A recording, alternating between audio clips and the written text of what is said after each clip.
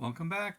Here we are for our third installment, Topps Rookie All-Stars. We're going to do the 1964 team, which will be reflected in the 1965 set. Let's start right in with the right-handed pitcher, and that would be Wally Bunker of the Orioles.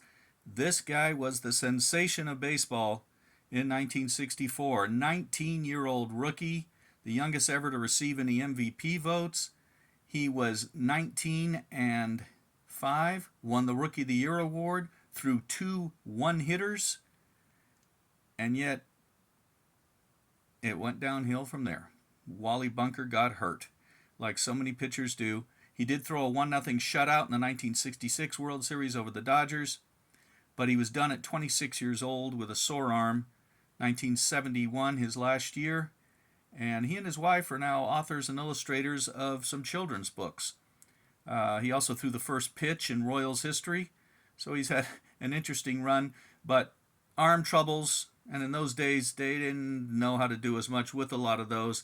And there's Wally Bunker. He's the right-handed pitcher and was a sensation as the Orioles were building what would be a world championship team 2 years later in 1966. The left-handed pitcher, Bill McCool of the Reds. Bill McCool was 32 and 42 in his career, one-time All-Star, became a sports anchor. He was also done at 26 years old after 1970. He had gone to the Padres, then to the Cardinals from the Reds, and just, again, young pitcher, throwing hard, get hurt, career's over. Catcher, no trophy, Mike Brumley of the Senators. Brumley had been 7 years in the Dodgers system, never a shot to get it called up. Finally got purchased by the Senators, became their starter in 64, 136 games. He hit .244, but that was certainly the highlight. This year in 1965, he dropped to 79 games, hit .208. In 1966, 9 games, 111, and that was it. Back in the minors through 1970. His son Mike played utility infielder for a bunch of teams, 8 years, from 87 to 95. Mike Jr. played all over the major leagues. Mike Sr., this is it for him. Should have had a trophy. Only lasted 3 years in the majors. A lot of time in the minors. At first base, another trade, Bob Chance. Chance made it, at first base for the Indians. You can see that's a Cleveland uniform, but after the year was traded to the Senators. And Chance had a lot of power, but was always bouncing around up and down to the minor leagues. 7 years in the majors, parts of 7 years. He hit .261 with 24 home runs. And after just playing a handful of games for the Angels in 69, they sold his contract to the Atoms in Japan, who are now the Swallows. Played 2 years with them, hitting 22 home runs and batting .271. His son Tony played 20 years professional baseball, never made the majors. Outfielder, played 7 years in the Mexican League, 1 year in Taiwan. Bob Chance from West Virginia. You can see his rookie season there. And he hit .279 with 14 homers, 75 RBIs, or is that 79? 75 RBIs for the Indians, and yet they dealt him after the year. That was definitely his best year in the major leagues, his first year with Cleveland.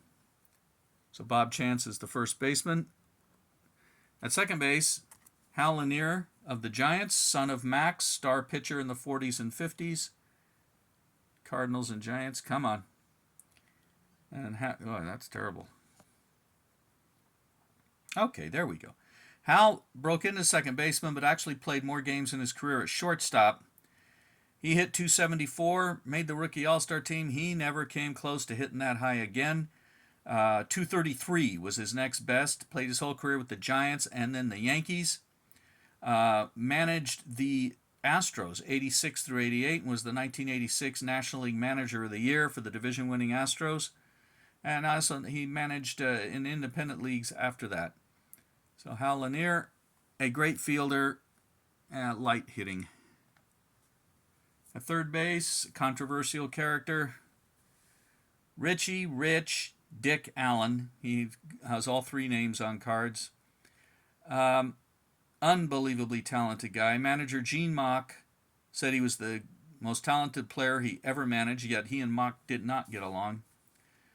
Allen has missed the Hall of Fame by just 1 or 2 votes, including this last time around. His lifetime: 292, 351 home runs, 1,800 hits, 1,100 RBIs, 7-time All-Star, National League Rookie of the Year, 1972 American League Most Valuable Player, 2-time home run leader.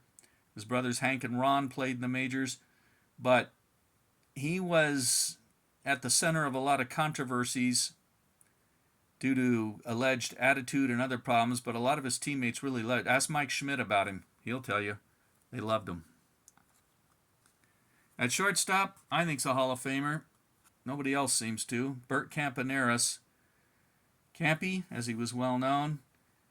He played a long, long time. Out of Cuba. His cousins are Jose Cardenal and Jose's cousin Pedro. Pedro did not play in the majors, but was a star in the Mexican League.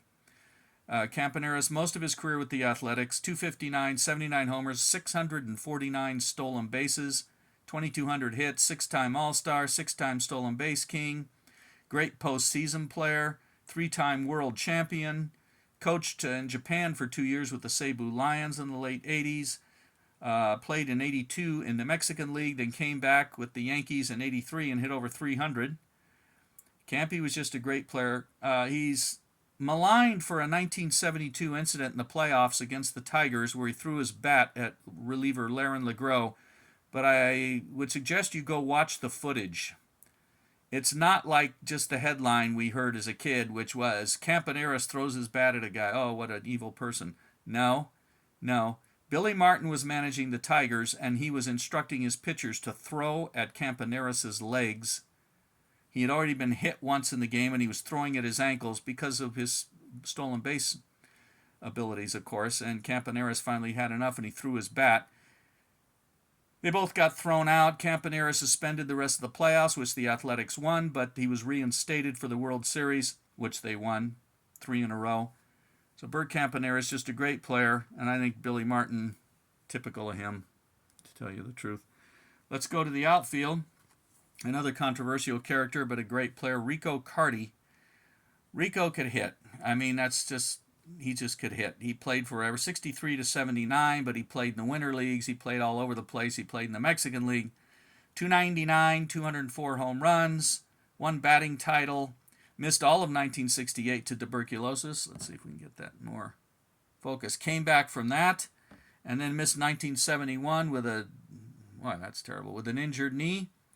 And in the meantime, won a batting title. Finally, the Braves had enough. He'd had a fight with Hank Aaron, and he had a fight with other members of the Braves, and it was just to the point where they sent him on. But he really bounced back with the Indians in 1974 after they purchased his contract from Cordoba, the Mexican League, where he had a great year. And he just kept hitting and hitting and hitting and hitting. Carty was what you know as a professional hitter. Only 1-time All-Star. Probably could have been more. But he was a great player in my book. Tony Conigliaro. Just a sad story. The youngest player to reach 100 home runs at that time. He hit 166 home runs in basically, 7 years. He was loved in Boston, but during their amazing run to the pennant in 1967 in August, Jack Hamilton of the Angels lost control of a fastball and hit him right in the face. And they traded for Ken Harrelson to replace him. So he missed the World Series, missed all of 1968, came back in 69, comeback player of the year, hit over 30 home runs, drove in tons of runs, looked like his old self, but he wasn't. He had vision problem, blurry problem. In 71, he's traded the Angels. Mid-season, he just quit the Angels, said, I can't see the baseball. And he ended up at 264, 166 homers, 1 All-Star. He came back in 1975. He tried to come back with the Red Sox, hit only 123, did hit a couple of more home runs, and that was it. Became a sportscaster, and then collapsed of a major heart attack and died very young. Tony C., as he was known in Boston, just a great player, and too bad that Hamilton didn't hit him on purpose, but he was never the same. And our last member of the 64 team, the guy it took forever to make the Hall of Fame, and that's Tony Oliva. Finally, he made it. I mean, this guy was incredible. 304, 3 batting titles, 8-time All-Star, 220 homers, 1,900 hits, led the league in hits 5 times, whole career with the Twins. Finally made the Hall of Fame. 4 times led the league in doubles. 1964 American League Rookie of the Year.